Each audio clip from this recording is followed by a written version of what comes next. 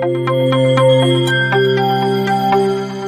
Dear friends, നമ്മൾ ഇന്ന് micro ടെക്നിക്കിനെ കുറിച്ചാണ് പഠിക്കാൻ പോകുന്നത്. ഇപ്പോൾ മൈക്രോ ടെക്നിക്കിൽ വരുന്ന ഒരു ഭാഗമാണ് മൈക്രോസ്കോപ്പി. മൈക്രോസ്കോപ്പി എന്തെന്ന് വെച്ചാൽ it is the technical field of using microscopes to magnify and examine minute object that are not visible to unaided human eye. നമ്മുടെ കണ്ണുകൊണ്ട് കാണാൻ പറ്റാത്ത ഒബ്ജക്ട്സിനെ, വളരെ മൈന്യൂട്ട് ഒബ്ജക്ട്സിനെ മാഗ്നിഫൈ ചെയ്ത് മൈക്രോസ്കോപ്പിലൂടെ നോക്കുന്ന ഒരു ടെക്നിക്കൽ ഫീൽഡാണ് microscopy. They not only provide magnified images of object but also give increased resolution. ഇമേജസിന്റെ മാഗ്നിഫൈഡ് ഇമേജസ് മാത്രമല്ല, ഇൻക്രീസ്ഡ് ആയിട്ടുള്ള റെസൊല്യൂഷൻ കൂടി നമുക്ക് അത് തരും.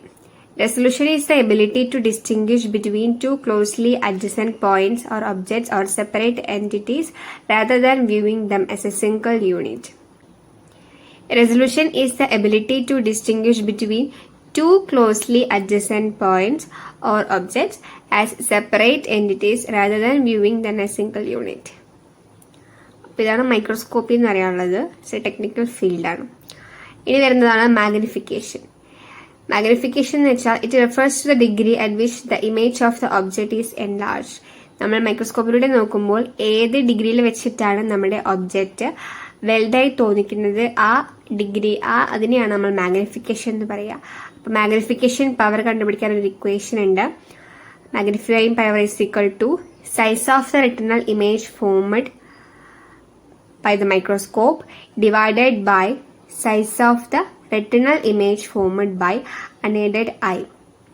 അതായത് നമ്മൾ കണ്ണുകൊണ്ട് കാണുന്ന ആ ഇമേജിന്റെ സൈസ്, അതായത് മൈക്രോസ്കോപ്പിലൂടെ കാണുന്ന ആ ഇമേജിന്റെ സൈസ് ഡിവൈഡഡ് ബൈ നമ്മൾ കണ്ണുകൊണ്ട് കാണുന്ന റിയൽ ഇമേജ്. അതാണ് മാഗ്നിഫൈയിങ് പവർ കണ്ടുപിടിക്കാനുള്ള ഇക്വേഷൻ. ഇനി resolving power of a microscope. മൈക്രോസ്കോപ്പിന്റെ റിസോൾവിംഗ് പവർ എന്ന് അതൊരു ആപ്സ് ഫോർമുല വെച്ചിട്ടാണ് നമ്മൾ ഡിറ്റർമൈൻ ചെയ്യുക. ആ formula D is equal to 0.61 lambda divided by n sin alpha ആണ്.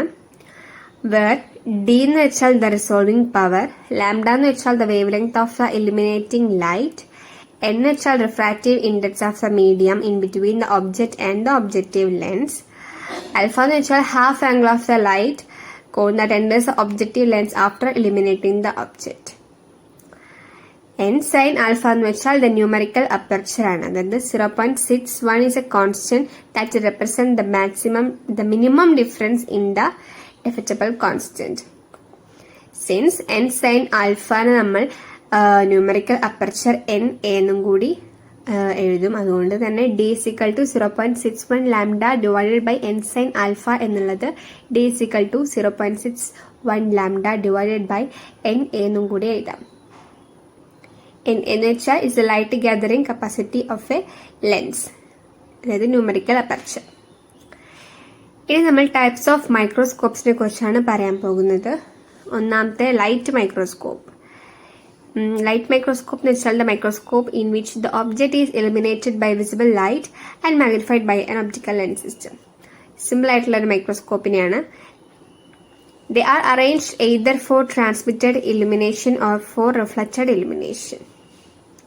ഒന്നല്ലെങ്കിൽ റിഫ്ലക്റ്റ് ചെയ്യാൻ അല്ലെങ്കിൽ ട്രാൻസ്മിറ്റ് ചെയ്യാൻ, ആ രണ്ട് രീതിക്കാണ് അത് അറേഞ്ച് ചെയ്തിരിക്കുന്നത്. Ordinary light microscopes are used almost exclusively for the observation of fixed and stained materials. Stained ആയിട്ടുള്ള മെറ്റീരിയൽസിനെ ഒബ്സർവ് ചെയ്യാനായിട്ടാണ് സാധാരണ ഓർഡിനറി ആയിട്ടുള്ള ലൈറ്റ് മൈക്രോസ്കോപ്സ് യൂസ് ചെയ്തിരുന്നത്. The essential components of a conventional light microscope are components ആണ് പറയാൻ പോകുന്നത്. A light source that provide the illuminating light. ഒരു light source ഉണ്ടായിരിക്കും, ഒരു കണ്ടൻസിങ് ലൈറ്റ് സിസ്റ്റം ഉണ്ടായിരിക്കും, ഒബ്ജക്റ്റീവ് ലെൻസ് സിസ്റ്റം ഉണ്ടായിരിക്കും, that produces a magnified initial image of the specimen. ഒരു outer lens അല്ലെങ്കിൽ ഐ പീസ് എന്ന് പറയുന്ന സംഭവം ഉണ്ടായിരിക്കും. It is to further magnify the image formed by the objective lens and also to project this image on the retina of observer's eye or on a photographic film. ഇതാണ് light microscope components. ഇനി bright field microscopes ഉണ്ട്. Bright field microscopes എന്ന് വെച്ചാൽ there are the microscopes in which the light transparent object is illuminated against a bright background so that it is may appear very dark. Bright field microscopes are commonly used for imaging stained objects. Stained objects നെ നമ്മൾ reach ചെയ്യാനായിട്ടാണ് bright field microscopes കൂടുതലായിട്ട് use ചെയ്ത് വരുന്നത്. Bright field microscope തന്നെ 2 തരമുണ്ട്, simple, compound.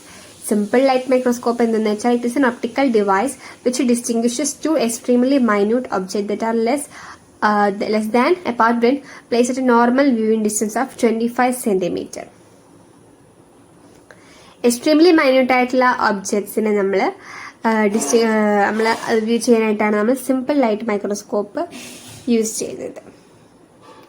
It can be used in situations when an unaided eye fails to resolve to close by the points. Has a convex lens which produces only slightly magnified visual image of the object. It cannot be used for observing minute objects. The image formed is virtual. Virtual image ആയിരിക്കും അവിടെ നമുക്ക് കാണാനായിട്ട് സാധിക്കാം. Convex lens ആയിരിക്കും അവിടെ ഉണ്ടാവുക. It cannot be used for observing minute objects. നല്ല minute ആയിട്ടുള്ള ഒബ്ജക്ട്സിനെ നമുക്ക് കാണാനായിട്ട് സാധിക്കില്ല. The magnification by a convex lens is m is equal to 250 by f plus 1. m എന്ന് വെച്ചാൽ മാഗ്നിഫിക്കേഷൻ, f എന്ന് വെച്ചാൽ ഫോക്കൽ ലെങ്ത് ഇൻ സെന്റിമീറ്റർ, 250 എന്ന് പറഞ്ഞാൽ distance of distinct vision in centimetre. അതായത് 25 സെന്റിമീറ്റർ ഡിസ്റ്റൻസിൽ വെച്ചിട്ട് നോക്കുന്ന ആ ഇമേജിനെ നമുക്ക് കാണാനായിട്ട് പറ്റും. അതിന് യൂസ് ചെയ്യുന്ന മൈക്രോസ്കോപ്പാണ് simple light microscope. Laboratory dissection microscope is an example of simple microscope. ലാബിലൊക്കെ ഉണ്ടാകുന്ന ഡിസെക്ഷൻ മൈക്രോസ്കോപ്പ് സിമ്പിൾ മൈക്രോസ്കോപ്പിന്റെ ഒരു എക്സാമ്പിൾ ആണ്.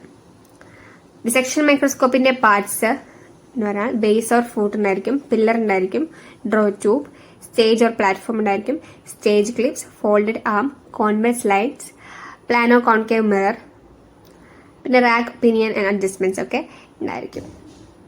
അപ്പോൾ ഇതാണ് സിമ്പിൾ ലൈറ്റ് മൈക്രോസ്കോപ്പ്. ഇനി കോമ്പൗണ്ട് ലൈറ്റ് മൈക്രോസ്കോപ്പ് എന്ന് വെച്ചാൽ it design to obtain both magnification and resolution utilising visible light as a source of illumination.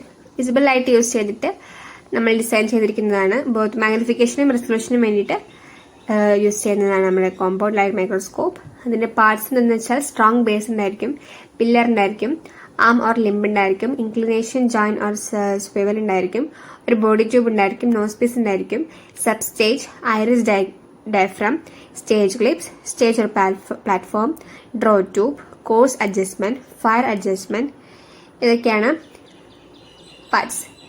ഇതൊക്കെ മെക്കാനിക്കൽ കമ്പോണൻസ് ആണ്. കോമ്പൗണ്ട് മൈക്രോസ്കോപ്പിന്റെ മെക്കാനിക്കൽ കമ്പോണൻസ് ആണ് ഇപ്പോൾ പറഞ്ഞത്. ഇനി ഒപ്റ്റിക്കൽ കമ്പോണൻസ് ഉണ്ട്. അതായത് plano concave mirror, condenser lens, objective lens, ocular lens or eyepiece, ഇതൊക്കെയാണ് അതിന്റെ ഒപ്റ്റിക്കൽ കമ്പോണൻസ്. ഇനി അതിന്റെ ലൈറ്റ് സോഴ്സ് എന്ന് വെച്ചാൽ light source is common source. Source of light is from an electric lamp fitted to the microscope itself. The lamp placed on the opposite side of the observer to avoid the possibility of stray light disturbing the image. This arrangement requires a reflecting mirror which reflects the horizontal light rays towards the object into condenser lens. They'll have to work even in dark time. ഇപ്പോൾ light source dark ടൈമിൽ നമുക്ക് use ചെയ്യാം. Lamp, electric lamp fit ചെയ്തിട്ടൊക്കെ use ചെയ്യാൻ പറ്റും. ഇപ്പം illumination കുറിച്ച് പറയുകയാണെങ്കിൽ light microscopes built in illumination as Kohler illumination or color type illumination instead of critical illumination. Critical illumination suffers from uneven lighting of the object with the result that the image shows several spots representing the coil of the bulb. These defects are rectified by using color illumination. The resolving power of a compound microscope depends on visible light whose wavelength is much higher, ranging between 4000 and 8000. ഇനി അതിന്റെ lens optical system എന്ന് വെച്ചാൽ the optical system of compound microscope consists of a plane mirror and a series of lenses in place of the single magnifying glass in a simple microscope. These constitute a condensing system and a magnifying system. The objective lens is seen close to the object and the ocular lens is seen close to the observer's eye. ഒബ്ജക്റ്റിനെ close ആയിട്ടായിരിക്കും objective lens കാണുക. Observer അതിന്റെ ഐനെ close ആയിട്ടായിരിക്കും ocular, അതായത് നമ്മൾ നോക്കുന്ന ഭാഗമായിരിക്കും ocular lens, ഒബ്ജക്റ്റിന്റെ അടുത്തിരിക്കുന്ന ലെൻസ് ആയിരിക്കും objective lens. Plain mirror reflects light to the condensing lens, which in turn focusing light on the object to eliminate it. Plain മിററിലാണ് നമ്മുടെ ലൈറ്റ് റിഫ്ലക്റ്റ് ചെയ്യുന്ന സ്ഥലം, ഫോക്കസ് ചെയ്യുന്നത് അവിടെയാണ്. The eyepiece in turn will further magnify this image, producing the virtual final image. ഇനി ഇതിന്റെ condenser lens system. In modern microscopes, condenser lens system is used to improve the quality of the light beam. It consists of a condenser lens and an iris diaphragm placed in between the light source and the object diaphragm. Has an adjustable aperture to contracting intensity of the incident light.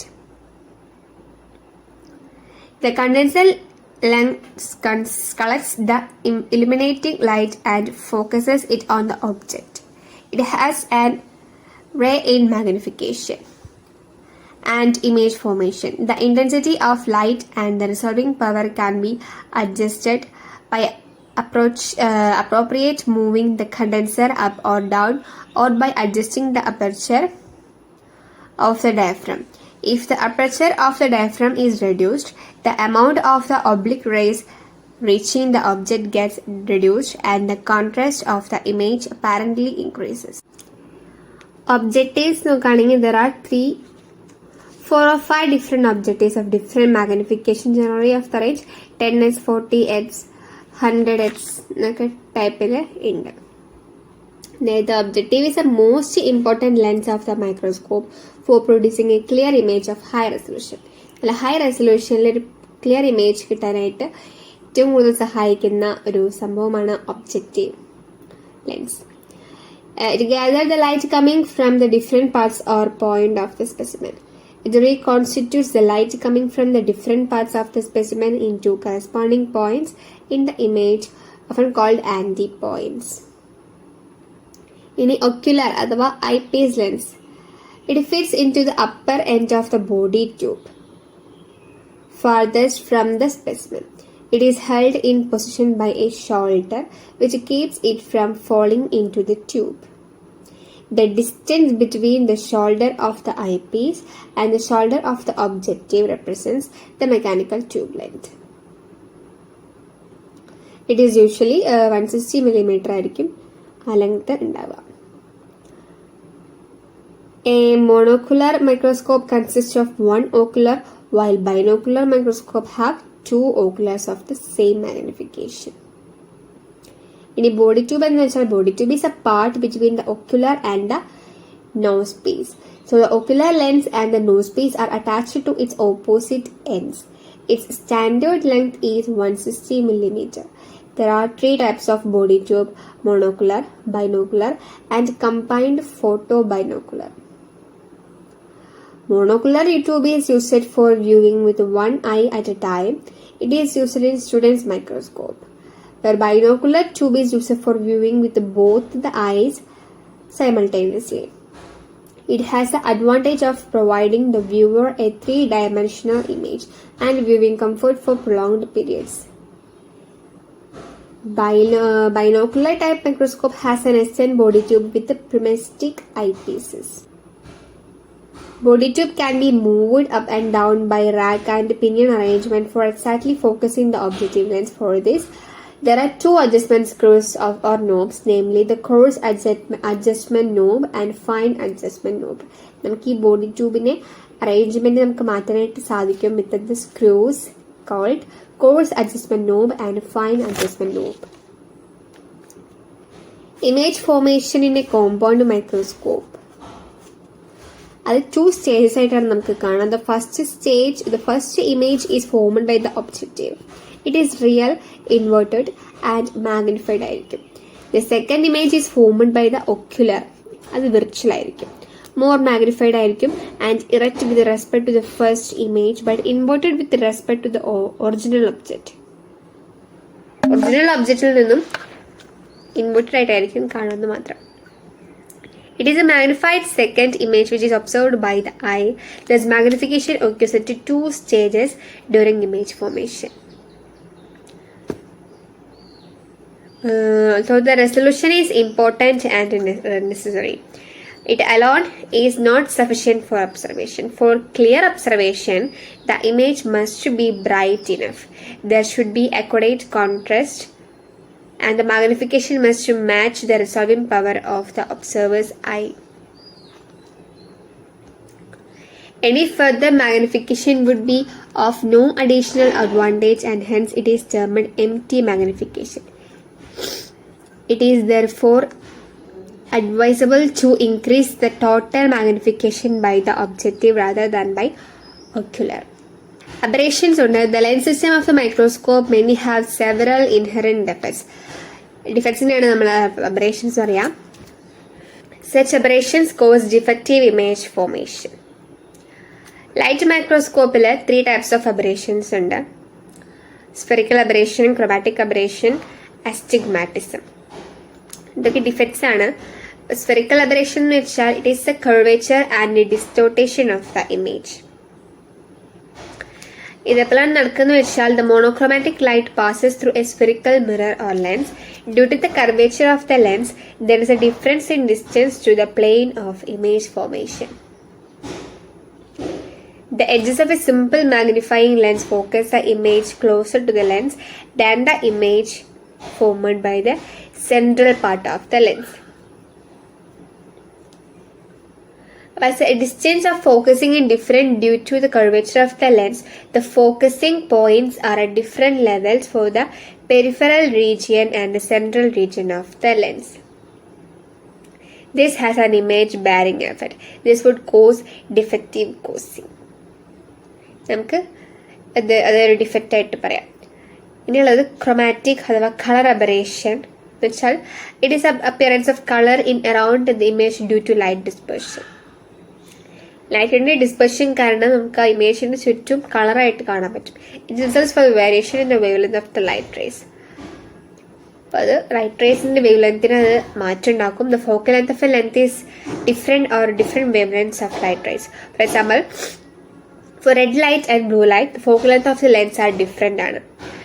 The longer wavelength of red light comes to a focus farther from the lens than the focal point of the wavelength of the shorter wavelength of blue light. This defective image formation is referred to chromatic aberration of the lens. Another defect is astigmatism. It is a defective image formation due to the uneven or a differential curvature of the lens. The radius of curvature of the lens will be different in different meridians. So the light rays falling in different directions are not brought to the same focus, but are focused in several planes. Consequently, no clear image would be formed and the object would appear blurred and indistinct.